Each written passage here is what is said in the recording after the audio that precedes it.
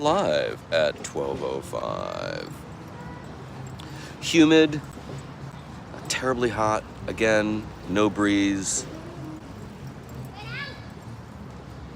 Kind of gross. So it's Sunday. Very sort of contemplative this week. It's all good. What did I do? Last night I went to a wedding reception, a celebration of a marriage of two guys I've never met. But I was my friend Matt McGrath asked me if I wanted to be his sort of plus one, which was delightful.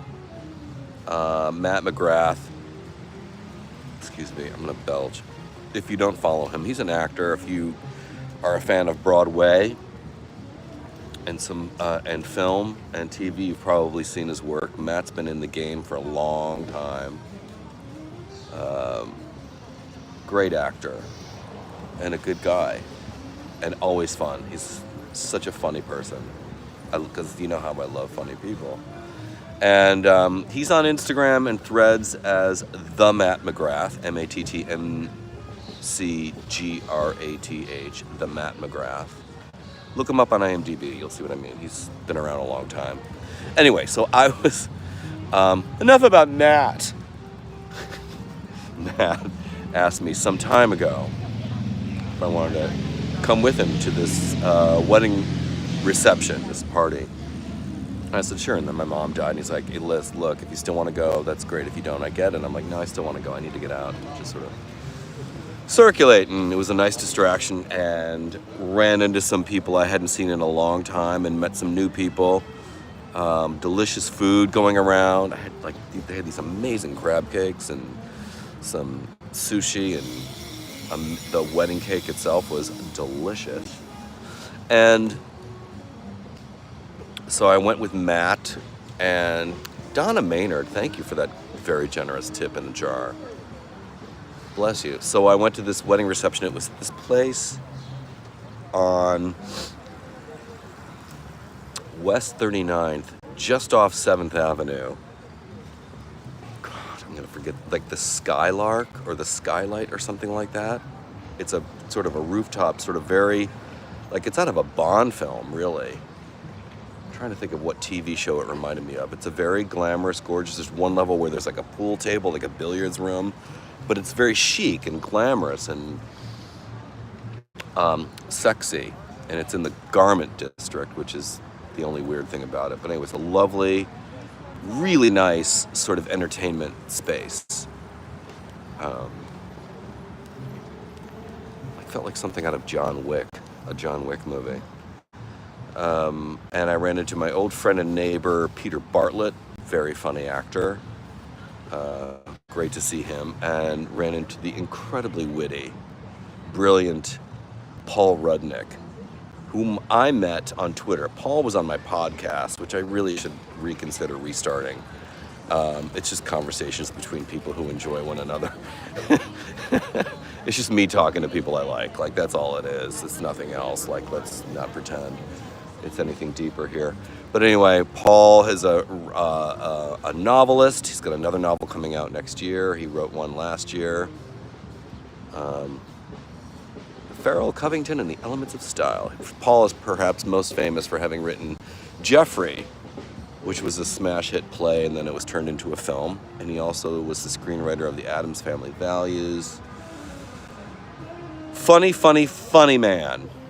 And he and his partner were there, and we had a lovely time and a lovely catch-up. He's very smart. Most funny people are also smart. I think being really funny is a sign of intelligence. I'm not the only one who thinks that. Apparently that's a thing. Like, people who are gifted comedians, like humor is a sign of intelligence, which I like. So it was great. Skyline views. I mean, I never get sick of it. You're on 39th Street off 7th Avenue, and we were at the space itself with the floor-to-ceiling windows is on the northeast corner, so you're looking north. There was like the New York Times building, Worldwide Plaza, like you're facing north. It was, we could see the Empire State Building, the Chrysler Building, just fucking fucking stunning, really. Yeah, I never get sick of it. Like, oh, I live here. Gotham. It's the Emerald City, really. So that was really sweet, and I'm so lucky to have people in my life like Matt McGrath who invite me to nice things like that. And we had a lot of laughs. And as I said, made some new friends. Fran! Thank you, handsome. Paul Rudnick is hilarious. If any of you guys follow Paul Rudnick on Instagram or Twitter, could you please tell him and get on the bandwagon with me and tell him to start posting on Threads? Threads needs his humor, because Threads can be humorless. Was just starting to listen to Al Franken's podcast, new episode. He has our friend Molly Jong Fast on there. And Molly always lends a really fresh, smart, interesting perspective. And then Franken is of the mind that Joe Biden should drop out. And I want to talk about something here. How many viewers do we have? We have 60, around 60, give or take. If you express, like I posted just for the thought, like a great ticket would be Harris Buttigieg. I think that would be a great ticket. 2028, George, not now, George. Like, just like the lashing that you get, because like if you are looking at Joe Biden and thinking it's like there's nothing wrong, everything's great, then have your eyes and your ears checked. If he's the candidate, I have said this from day one of this sort of controversy. If Joe's the candidate, I'm all in. I'm behind him 100%, right? If Joe decides to drop out and Kamala is the candidate, it would be a really exciting DNC, because conventions I think are just like so hokey and boring, and like you know what's coming, and it's like, like they're not that interesting. I don't think so. But the DNC this year, if Biden does withdraw, would be so exciting, because there's really good talent on the bench. Buttigieg, did you see his interview on Bill Maher? So good. Thanks, Brad. Threw a buck in the bucket. Scott Pete is so super smart and also low-key funny. Buttigieg is low-key hilarious, I think, because you don't expect someone that with such a serious pedigree to be that funny. Yes, I saw Lisa Farnsworth is saying, completely agree. Kamala was in Provincetown yesterday with Pete. I wish I were there. What a fun time to be in Provincetown, because we love the gays, right? If Biden were up to it, he'd be there, you know? Biden's always been a friend of the gays, at least in this era. So, sure. But Al Franken is of the mind that Biden should drop out. Like, I love the way Al described watching the debate. He was watching with his lovely wife Franny, and said that like the first 30 seconds when he walked off from off stage to the podium, they looked at each other like, we're fucked. I didn't see it, and I didn't see the very beginning. I was at an event for Blondie, for Chris Stein. He was having a book event, which was really lovely alternative programming from the debate. But I started watching the debate when I was on the subway home, because Chris's book event was in Chelsea. So let's get behind that. And also, when somebody is online, can we not do the blue MAGA mafia bullshit online? And if somebody dares to opine that Joe should step down, get off their dick. It's just an opinion. They're not pissing in your Wheaties. Like, just the compulsion people have. I don't understand this. The compulsion that people have to like go after someone who expresses an opinion that is different from theirs. I keep my stuff on my own feed.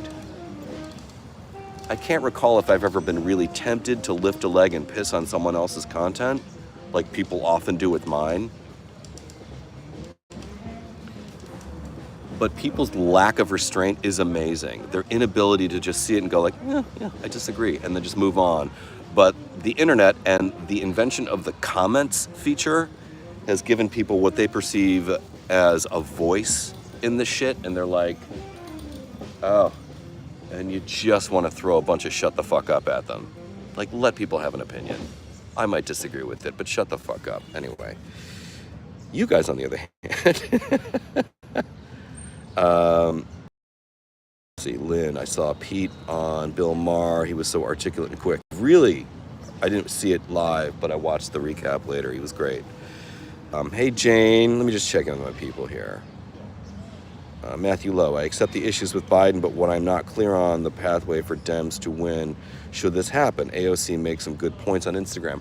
I agree with you.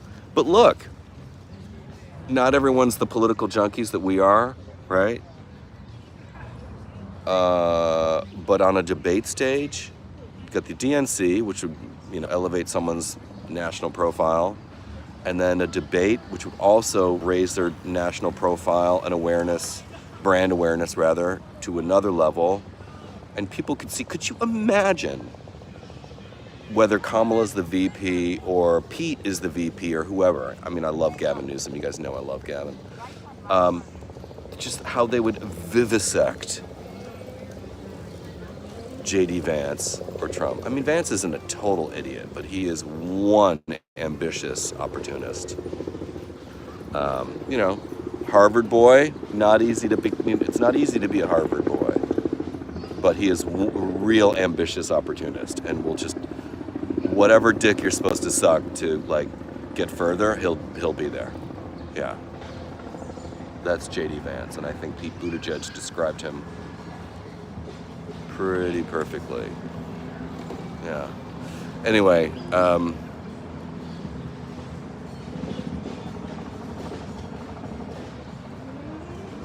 let's see. President Pop all the way. Yeah, whatever. If he's angelic, so yeah, people are way too freaking combative online and off. Mostly online. Most of the people who go at you online don't have the wherewithal. It's funny we say, we're tempted to say they don't have the balls, but balls are so sensitive. A bug went in my mouth, gross. Balls are so sensitive. It's not I don't think balls are a really good descriptive for guts or moxie or, whatever. Anyway, most people don't have the chutzpah, the moxie to confront you in person. They love, especially ones with anonymous usernames. My name is George Hahn. I am George Hahn online. But the people who use an avatar and some fake username, yeah, they're not worth your time.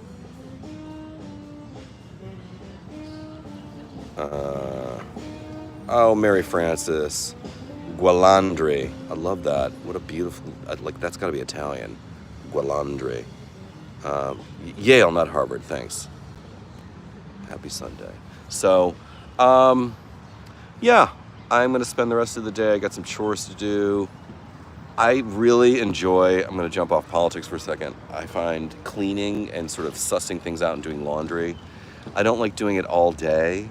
I see some of these influencers on Instagram, use your Sunday to clean. I'm like, I can't.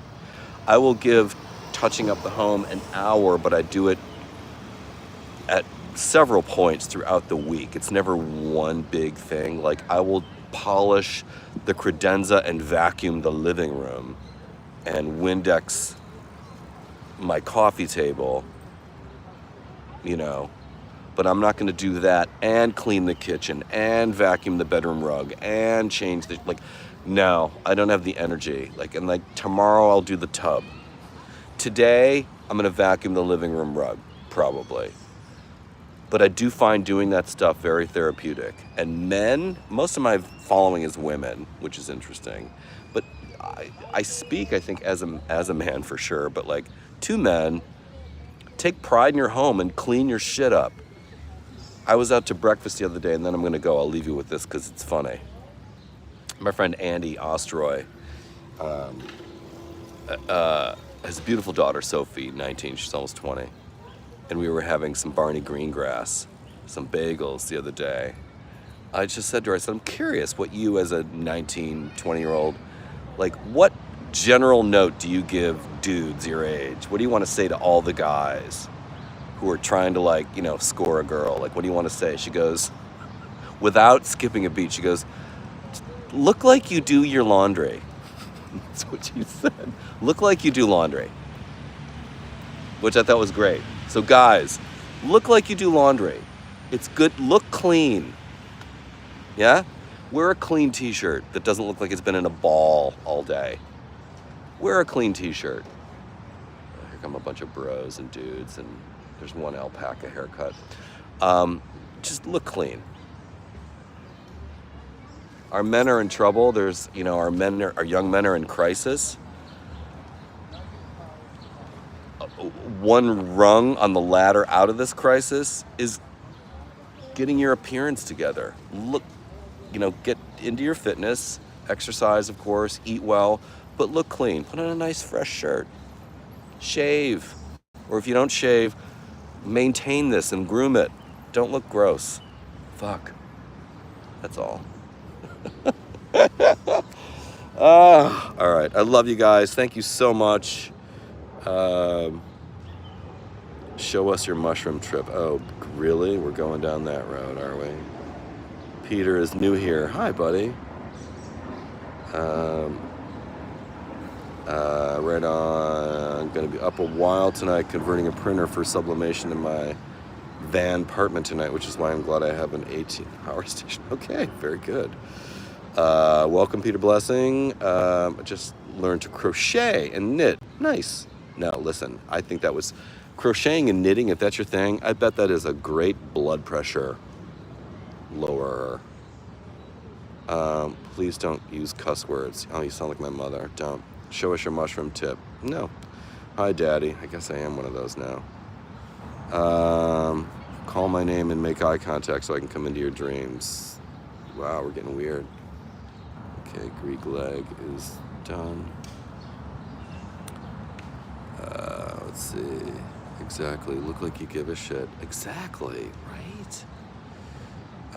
If anyone gives the excuse they can't shower, I wash my hair using a water jug and small bottle shampoo. No excuses. Yeah, whatever. Just look clean. My shirt is ratty. What word is that? Be good to yourself. I like it. More messages held for review. Hide it. All right. That's it. Nice chatting with you guys. Thank you so much for those of you who threw some tips in the jar. GeorgeHahn.com/support, or you can also drop tips in the jar here. Like, I so appreciate it. It is my pleasure to create content for you. Coming to you live from Central Park in New York City. All right, guys. See ya.